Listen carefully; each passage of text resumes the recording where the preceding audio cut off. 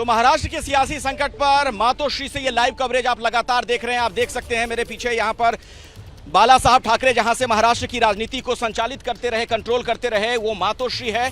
सबकी निगाहें इस ओर हैं कि आखिर यहां पर क्या चल रहा है। लेकिन जैसा मैं बार बार आपसे बता रहा हूं कि फिलहाल तो यहां पर बिल्कुल सन्नाटा है। बैठकों का दौर जरूर चल रहा होगा, लेकिन निगाहें गुवाहाटी की तरफ हैं। इन सबके बीच अलग अलग जगहों से जो हमें जानकारी मिल रही है, जबरदस्त हलचल देखने को मिल रही है। यहां तक कि जो दूसरा गुट है, यानी एकनाथ शिंदे वाला जो गुट है, वो भी अब हरकत में आ गया है। हमें अभी थोड़ी देर पहले सूचना मिली कि उद्धव ठाकरे के जो कुछ पोस्टर अलग अलग जगहों पर लगे हैं, वहां कालिख पोत दी गई थी। जो तस्वीरें सामने आ रही हैं, शिवसेना की बाइक रैली देखने को मिल रही है। उद्धव ठाकरे के पोस्टर पर कालिख तक पोती गई है। शिंदे गुट के खिलाफ प्रदर्शन की खबर है। और इन सबके बीच पुणे से भी जानकारी मिल रही है कि शिंदे की बगावत का भी विरोध किया जा रहा है। हाँ, ये तस्वीरें तो आप देख ही रहे हैं, लेकिन इसके मायने क्या है, सीधे हम आपको लिए चलते हैं। हमारे वरिष्ठ सहयोगी जितेंद्र दीक्षित हमारे साथ जुड़ गए हैं। जितेंद्र, ऐसा लग रहा है कि अब दोनों तरफ से आर पार की लड़ाई शुरू हो गई है। हम देख रहे हैं, अभी तक तो हमने देखा कि जो उद्धव ठाकरे वाला गुट है वो आक्रामक नजर आ रहा था, कम से कम भाषण के मामले में, भाषा के मामले में, लैंग्वेज के मामले में। लेकिन अब जो एकनाथ शिंदे का गुट है वो भी पलटवार करता हुआ दिख रहा है।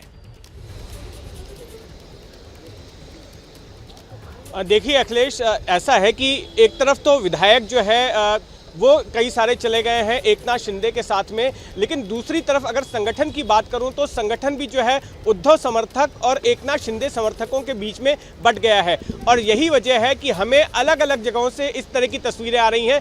किसी जगह पर उद्धव ठाकरे के समर्थक जो है वो एकनाथ शिंदे के विरोध में रैली निकाल रहे हैं। जैसे कि मैं अभी सामना के दफ्तर के बाहर मौजूद हूँ और अब से कुछ देर पहले ही यहाँ से एक बाइक रैली निकली है शिवसेना भवन के लिए। और ये बाइक रैली निकाली गई है ये संदेश देने के लिए कि एकनाथ शिंदे ने जो किया है वो एक तरह से बगावत है। और दूसरी तरफ जो एकनाथ शिंदे के समर्थक हैं उनकी ओर से भी जगह जगह पर विरोध प्रदर्शन किया जा रहा है। और उद्धव ठाकरे, खास करके जो गढ़ है, ठाणे एकनाथ शिंदे का गढ़ माना जाता है, वहां पर हम देखेंगे कि उद्धव ठाकरे के खिलाफ प्रदर्शन हो रहे हैं। उनकी तस्वीरों पर कालिख पोती जा रही है, उनके पोस्टर्स पर कालिख पोती जा रही है। तो कुल मिलाकर मैं आपको एक बात ये भी बता दूं कि जो लोग एकनाथ शिंदे के साथ गए हैं उनमें से ज्यादातर लोग ऐसे हैं जिन्होंने कि शिवसेना को उसका चरित्र दिया है, उसका कैरेक्टर दिया है। वो कैरेक्टर जिसमें शिवसेना अपनी बात कहने के लिए हिंसा से भी गुरेज नहीं करती है, जिसने शिवसेना को एक आक्रामक पार्टी का चरित्र दिया है, एक ऐसी पार्टी का चरित्र दिया है जो कि तोड़फोड़ भी कर सकती है और एक आक्रामक तरीके से अपनी बात को रख सकती है। जी, अब पालघर में क्या चल रहा है जरा ये भी देखते हैं। राजेश त्रिपाठी हमारे साथ वहां से जुड़े हुए हैं। राजेश, पालघर से क्या सूचना है, वहां पर कौन से शिव सैनिक जमा है? अब तो सवाल ये खड़ा होने लग गया है ना, शिव सैनिकों की जब बात होती है कि कौन से शिव सैनिक हैं, उद्धव गुट वाले हैं कि एकनाथ शिंदे गुट वाले? जी, मैं इस वक्त पालघर के हुतात्मा चौक पे हूँ और भारी तादाद में यहाँ पर शिव सैनिक मौजूद हैं।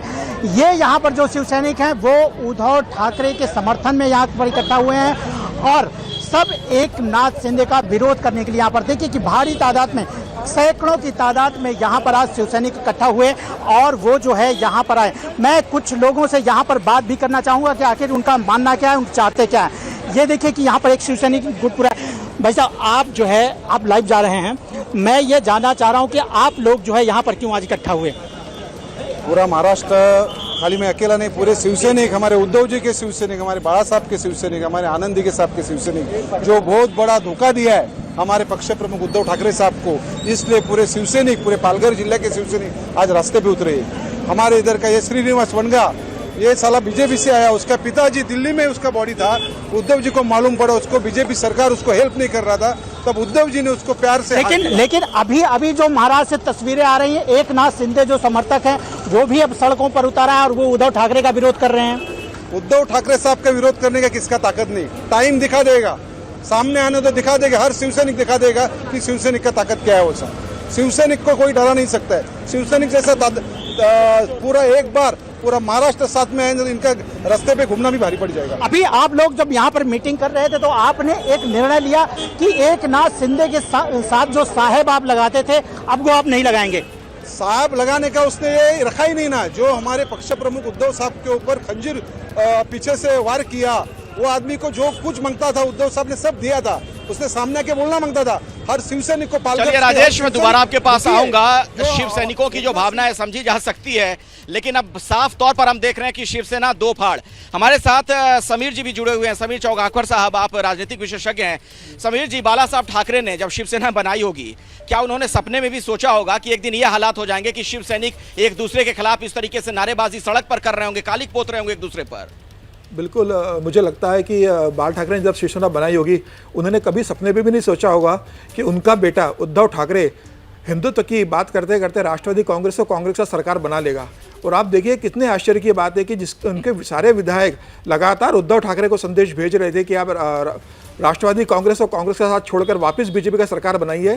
लेकिन मुझे लग रहा है कि उद्धव ठाकरे लगातार सत्ता के नशे में रहे, उन्हें मुख्यमंत्री के पद से बहुत ज़्यादा प्रेम हो गया था, इसलिए उन्होंने अपने हिंदुत्व की जो विचारधारा है, जो जिसके कारण शिवसेना जानी जाती है, और बाल ठाकरे ने जिसे एक पूरे देश में नाम और सम्मान दिलवाया था, उस शिवसेना को उद्धव ठाकरे ने, मुझे लग रहा है, खत्म करने का काम किया है। यह बहुत दुर्भाग्यपूर्ण है महाराष्ट्र की राजनीति के लिए भी, हिंदुत्व की राजनीति के लिए भी। तो मुझे लग रहा है कि उद्धव ठाकरे को समय रहते, अभी भी समय है, वह अपने कदम वापस खींचे और हिंदुत्व की राह पकड़े और भारतीय जनता पार्टी के साथ वापस बातचीत की शुरुआत करें। लेकिन अब लगता नहीं है, अब लगता नहीं कि समय उनके पास है, अब यहाँ से वो कोई वापसी कर पाएंगे जिस तरीके के हालात नजर आ रहे हैं।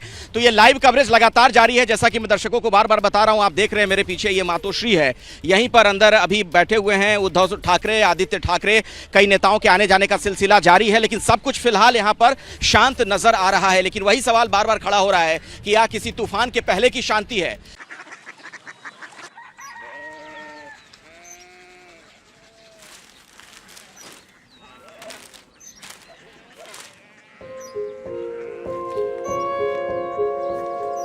बाबा बाबा, कोरिया सिटी জানি না।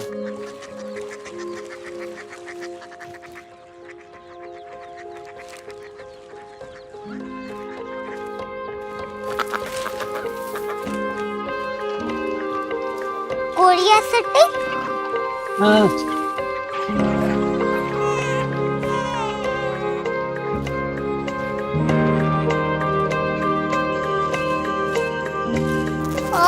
कोरिया सिटी कहाँ पे है? शहर अंग्रेजी लगे हैं।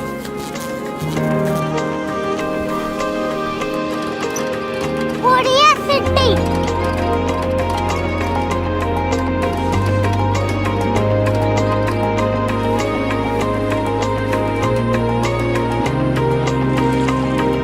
वो बहुत दूर है।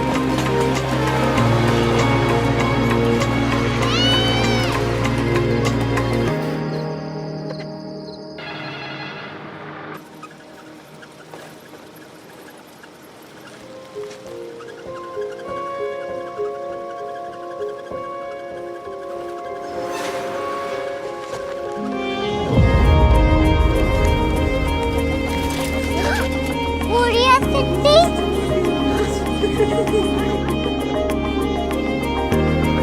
दुनिया को कुछ लोग बड़े होते हैं। कोरिया सिटी कहाँ है? प्रोफेसर साहब को पता होगा। हो, ये छोटा वाला ग्लोब लगता है और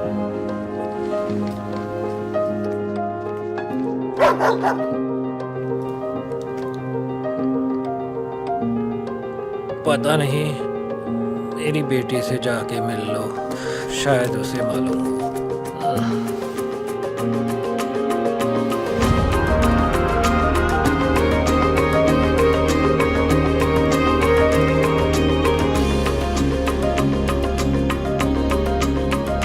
हाय,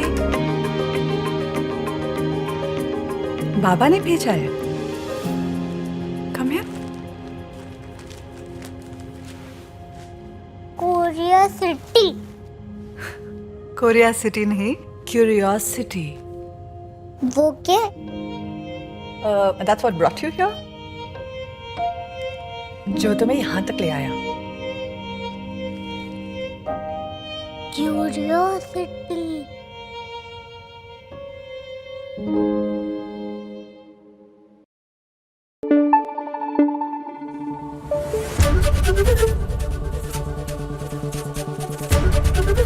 एबीपी न्यूज आपको रखे आगे।